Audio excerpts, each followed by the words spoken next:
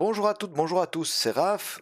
Bienvenue sur vos vidéos hebdomadaires, donc analyse et récapitulation de la semaine.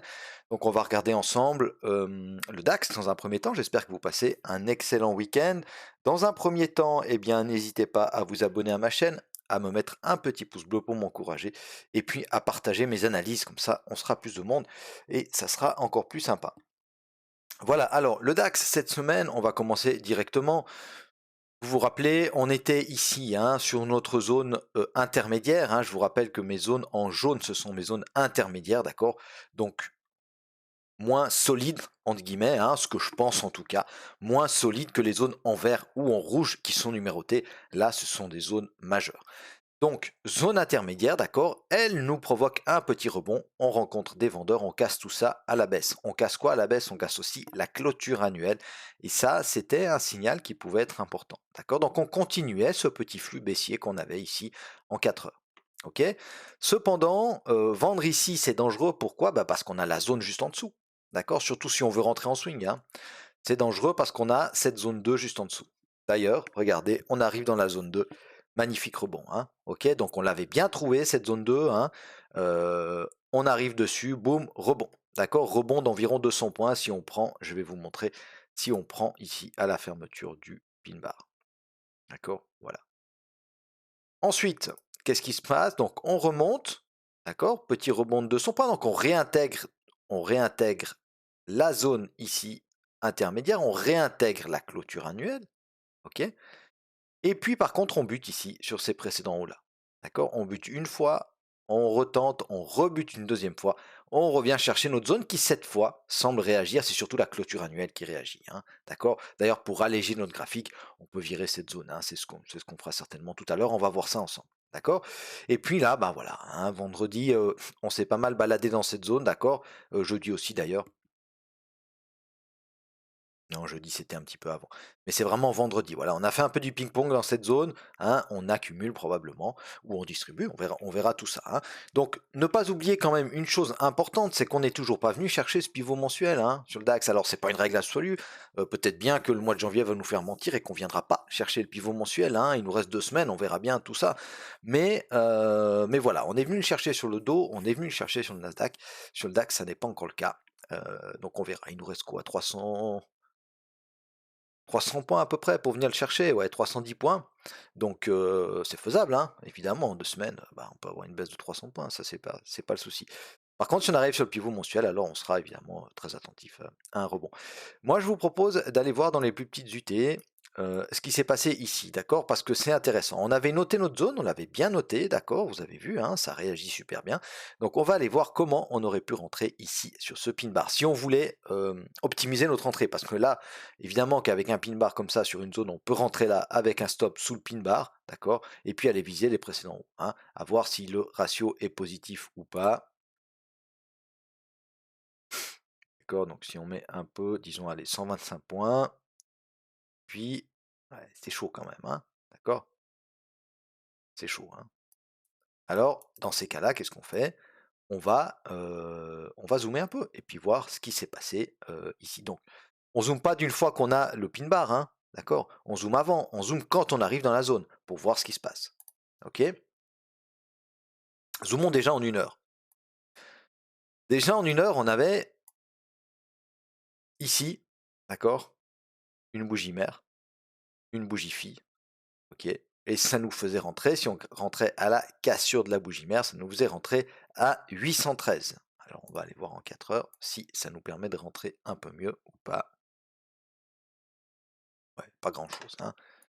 Dizaine de points en dessous, pas grand chose. Mais voilà, on avait quand même ici un, un beau signal d'entrée, d'accord? Et à ce moment-là, alors si on trade une bougie mère comme celle-ci, ok, on va mettre un stop ici, d'accord? Pas juste sous la bougie mère, d'accord? Parce qu'on a cette mèche-là. Donc on le met un peu plus loin, d'accord? On rentre à la cassure de la bougie mère. Allez, on va mettre ça en vert. On rentre ici, d'accord? Et puis on vise quoi? On vise les précédents, ok? Donc 112, 186, ça nous fait un ratio à peu près d'1,5, un peu plus. Voilà, c'est tenable comme ratio, hein, OK? Et puis vous voyez que là, bah, là en l'occurrence, on va au TP, hein, ce qui n'est pas toujours le cas évidemment, on prendra des pertes, ça vous le savez. Si on zoome encore un peu plus et puis qu'on va voir en 15 minutes, d'accord? Comment est-ce qu'on pouvait rentrer en 15 minutes? Alors ça, ce sont mes zones du 15 minutes ici. Hop. En 15 minutes, on pouvait affiner encore notre entrée, d'accord? Alors, on a plusieurs éléments ici en 15 minutes, hein. On a ici une étoile du matin, d'accord? Elle est belle, hein? Ok.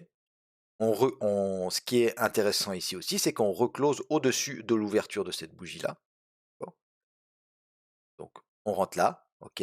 Stop sous les plus bas, et puis on attend, d'accord? Et puis on va faire notre TP. Si on n'arrivait pas à rentrer ici, d'accord? Donc là, c'était quoi? C'était fin d'après-midi. OK.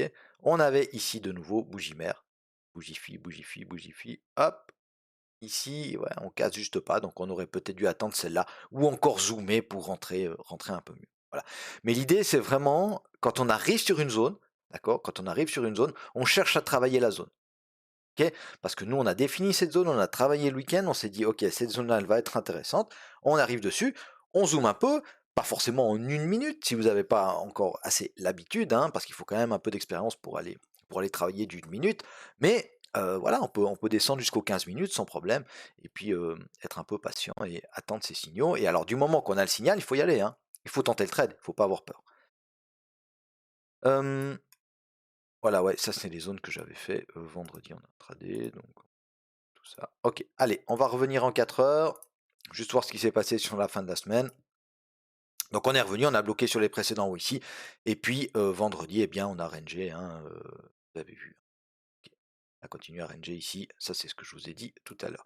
Voilà, allez, on va faire du mensuel, juste pour voir où on en est, hein, dans ce mois de janvier. Donc voilà, on est quasiment, d'accord, on est quasiment sur la clôture annuelle, hein. Donc vous voyez que pour le moment, on a une mèche haute, mais bon, la bougie est en cours, hein, donc on peut autant finir avec une grosse rouge qu'avec une grosse verte, hein. Donc on verra tout ça. Pour le moment, bah voilà, on n'est toujours pas venu chercher ce pivot, mais euh, on a encore un peu de temps. En hebdo, donc on a eu une semaine où on n'a pas fait grand-chose, hein. Ça nous donne une bougie hésitation, d'accord. On a un rejet, on a une bougie hésitation. Ok, donc en hebdo, on a quand même un ou deux signaux de retournement. Bon, là, ça hésite, hein, d'accord. Donc en théorie, ce genre de doji là, on doit avoir une cassure pour déterminer un sens. Ok. Donc si vous tradez de l'hebdo, vous allez attendre la cassure en hebdomadaire de ce doji ici pour pourquoi pas prendre un swing à l'achat ou à la vente, hein. Ok. On a quand même cette mèche là, donc à l'achat, il faudra faire attention. En journalier, ok, en journalier, on a ouvert là lundi, hein, donc lundi, bougie d'hésitation. Ensuite, on part à la hausse. Regardez, on bloque où? On bloque pile là, hein, d'accord? On a cette bougie vendeuse ici, d'accord? On a des vendeurs au-dessus de la résistance une mensuelle. On revient ici, ils défendent leur position. On repart à la baisse, d'accord? Mais on a quand même fait une semaine, voilà. On n'avait pas grand-chose. On close quasiment où on a ouvert, hein, d'accord? On s'est baladé un peu pendant la semaine et on revient quasiment au point de départ, hein. Donc une semaine pour pas grand-chose finalement. Mais en intraday, il y avait quand même des jolis moves à prendre. En 4 heures, qu'est-ce qu'on fait avec nos zones, les amis? Alors, en 4 heures, ce qu'on va faire, c'est qu'on va exactement garder les mêmes zones. Pourquoi? Parce que nos zones, elles réagissent. D'accord? On va juste supprimer cette zone intermédiaire là. Ok. Pourquoi? On n'en a plus forcément besoin. On va travailler la clôture annuelle, hein, d'accord? Vous avez vu maintenant la zone que c'est. On va travailler la clôture annuelle tout en gardant un œil évidemment sur le MA 200, d'accord? Parce qu'avant, elle appuyait notre zone 2. Maintenant, elle se dirige gentiment vers notre zone ici de clôture annuelle. D'accord? Donc, pour alléger un peu le graphe, on supprime cette zone. Les autres, on les garde, hein, parce que la zone 2, on peut évidemment venir tester ce pivot mensuel, hein, comme je vous le répète. Si on casse le pivot mensuel à la baisse, on a la zone des 15 005 qui a été très très travaillée par le passé, hein, vous le voyez, on n'a même pas besoin de faire de zone, ça saute aux yeux. Et puis ensuite, bon bah voilà, la zone 3 avec le pivot annuel, on fera quand même attention aussi au support 1 mensuel. D'accord? Voilà ce que je pouvais vous dire, mes amis, sur le DAX. Je vais tout de suite tourner la vidéo du Dow Jones, hein, si ça vous intéresse. Et puis sinon, bah, je vous souhaite à tous et à toutes un excellent week-end. Activez la petite cloche des notifications, il y a des vidéos régulièrement sur ma chaîne. Et on se retrouve avec grand plaisir le week-end prochain. Salut, bye bye.